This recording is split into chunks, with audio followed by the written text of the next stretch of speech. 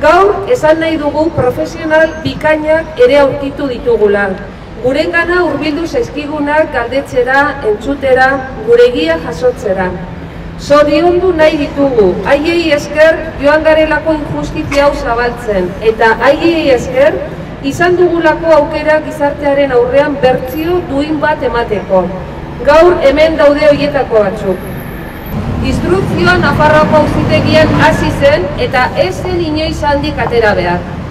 Hori dela eta, epaile naturalaren eskubidea bermatzea kasua Nafarroako entzutegi probintzialera itzuliz. Proporzionaltasuna, justizia eta ekitatearen printzipioak nagusitzea. Eta nola ez, Adur, Jokin eta Oianen askatasuna aldarrikatu nahi dugu ozenki. 6 hilabetez preso daramatelako, beren etxeetatik ia 400 kilometrora, fiez arau bidepean.